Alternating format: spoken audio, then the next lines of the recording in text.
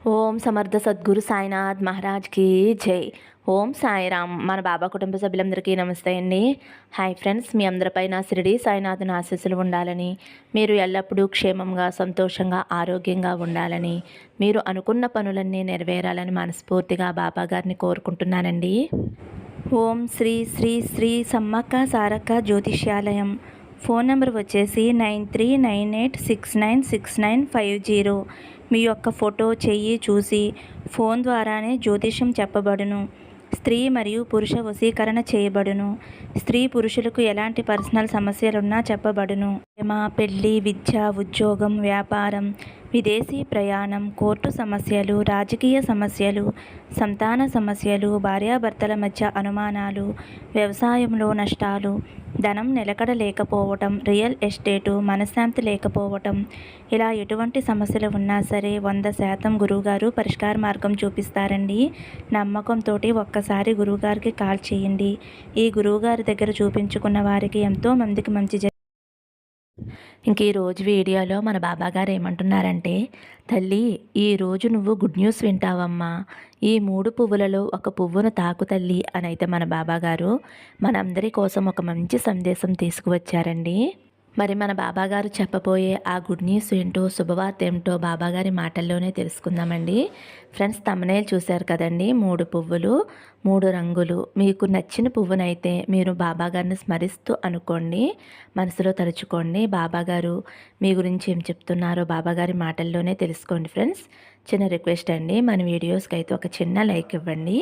ముందుగా అయితే ఎరుపు రంగు ఉన్న చామంతి పువ్వండి. ఎరుపు రంగు పువ్వు తాకిన నా బిడ్డ ఎవరైతే ఉన్నారో, తల్లి ఈరోజు నువ్వు ఆశపడిన విషయం నీకు జరగబోతుంది తల్లి. కానీ నీ మనసులో ఏముందో చెప్పనా తల్లి? నాకు ఏమీ జరగదు, నేను దురదృష్టవంతురాలిని, నా జీవితంలో కష్టమే ఉంది, మనసులో దిగులే ఉంది అని అంతా కూడా వ్యతిరేక ఆలోచనలో ఉన్నావు తల్లి. అలా ఎందుకు అనుకుంటున్నావు చెప్పు తల్లి. నేను మంచిదానిని కాను, నేను పాపిని అని అనుకుంటే అలానే అనిపిస్తుంది. మరి నువ్వు ఎవరికీ కూడా అన్యాయం చెయ్యవు కదా, మరి ఎందుకమ్మా నీకు అంత దిగులు? నిన్ను నా బిడ్డగా అనుకుంటున్నాను, నేను నీ కోసం ఏమైనా చెయ్యాలి అని అనుకుంటున్నాను తల్లి. కానీ నువ్వు నీ కష్టాలను తలుచుకుని అదే పెద్దది అని ఎంతగానో బాధపడిపోతున్నావు. ఏదైతే అనుకుంటావో అదే జరుగుతుంది తల్లి. కాబట్టి ఇవన్నీ కాదు, నాకు నా బాబా ఉన్నారు, అన్నీ చేస్తారు నా కోసం అని అనుకుని నీకున్న వ్యతిరేక ఆలోచనలన్నీ కూడా మూటగట్టి విసిరేసి పాడేసి నా మీద నమ్మకం ఉంచమ్మా. నీ గెలుపు కోసం నువ్వు ఏమి చేయాలో అది గట్టిగా చెయ్యి. అప్పుడే నీ జీవితం ఒక మంచి దారిలో పడుతుంది. ఇంకొక విషయం, అది ఎవరైనా సరే, గురువులైనా, తల్లిదండ్రులైనా, స్నేహితులైనా, బంధువులైనా సరే, వీటి గురించి వాటి గురించి వాదించవద్దు తల్లి. వివాదం, వాగ్వాదం వద్దు. అది ఒక తప్పుగా అవుతుంది, లేదంటే చెడుగా అయిపోతావు. ఏదైనా సమస్య రావచ్చు. అవును తల్లి, స్నేహితులతో, గురువుతో, బంధువులతో, ఎవరి దగ్గరైనా సరే వారి దగ్గర ఎక్కువ మాటలు అనేవి వద్దు. వాగ్వాదము, వాదనలు వద్దు తల్లి. అలా అని నిన్ను తలదించుకుని ఉండమని చెప్పటం లేదు. కొంచెం దూరంగా ఉండు తల్లి. ఏ సమస్యకైనా సరే కొంచెం దూరంగా ఉండు. ఏ సమస్య అయినా సరే నీ దగ్గరికి రాకుండా ఉండాలి అంటే నువ్వు ఏమి చెయ్యాలి? కొద్దిగా మౌనంగా ఓపికగా ఉండు తల్లి. అవతల వారు నీ గురించి ఏమంటున్నారో ముందు తెలుసుకుని అప్పుడు మాట్లాడు తల్లి. నిన్ను ఇష్టపడి నీ మంచి కోరే వారి గురించి ఏమైనా మాట్లాడవచ్చు. కొందరు నీతో మంచిగా మాట్లాడుతూనే ఉన్నట్టు ఉండి నీ వెనకాల ఏదేదో మాట్లాడుతూ ఉంటారు. అలాంటి వారెవరో తెలుసుకో తల్లి.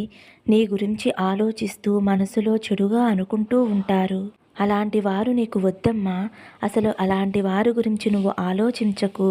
వీలైనంత వరకు కూడా వారికి దూరంగా ఉండమ్మా. నువ్వు వద్దు అని అనుకున్న వారికి నీకు కూడా వద్దమ్మా. నువ్వు కావాలి అని అనుకునే వారికి, నీకు దూరంగా ఉండలేను అని అనుకునే వారికి నువ్వు అస్సలు దూరంగా ఉండవద్దు బిడ్డ. మంచి చేసే వారికి మంచి చేయడం సహజం.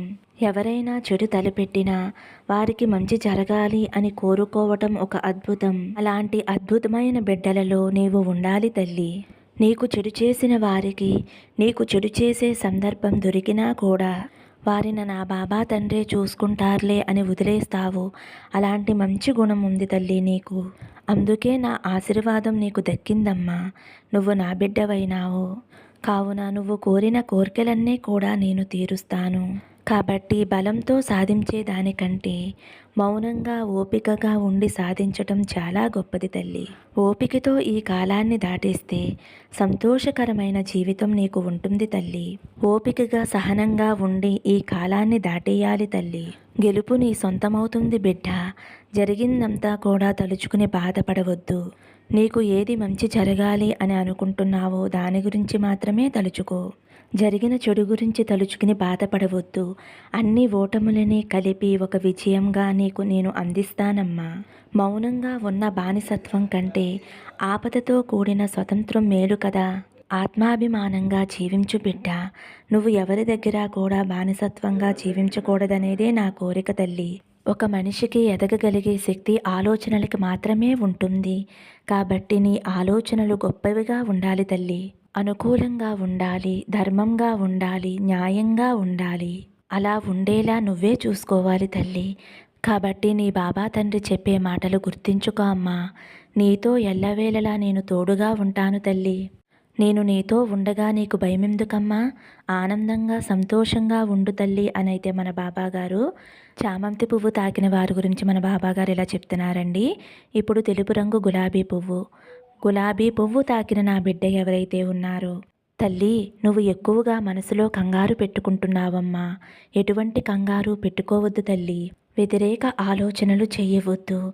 ఈరోజు ఒక ముఖ్యమైన పని మీద వెళుతున్నావు.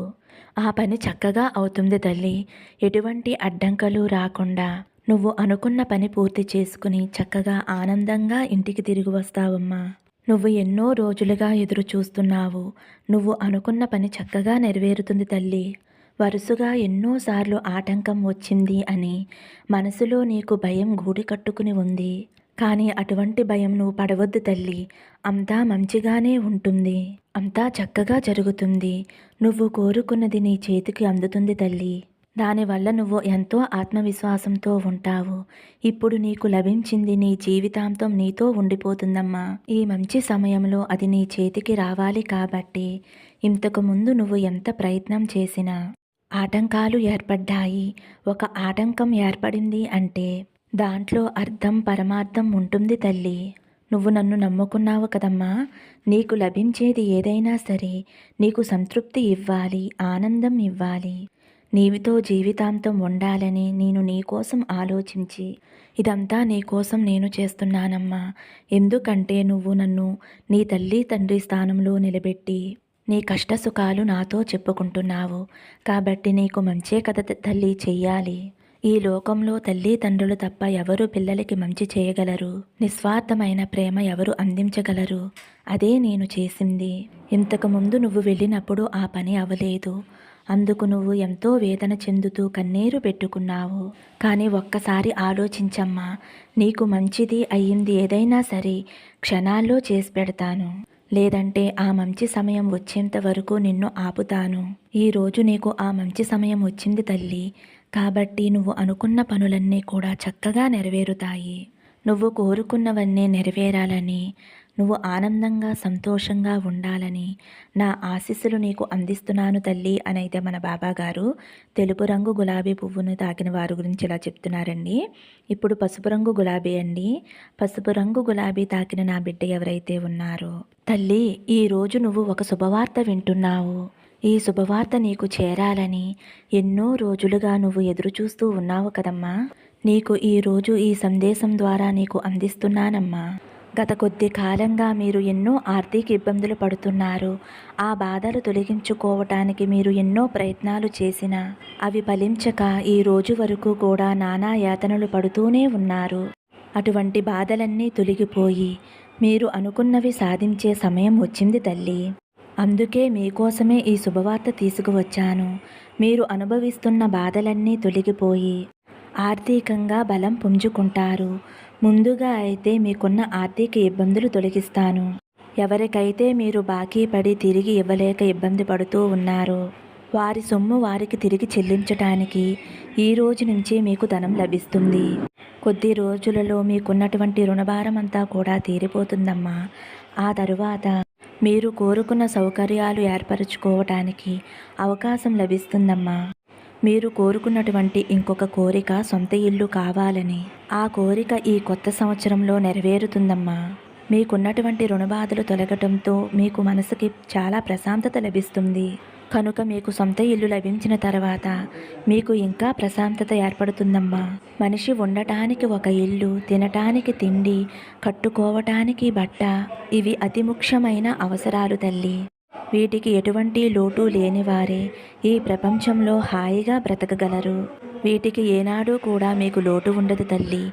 ఆర్థిక అవసరాలన్నీ కూడా నెరవేరుతాయి. ఆర్థికంగా మీరు ఒక మంచి స్థాయికి వెళతారు.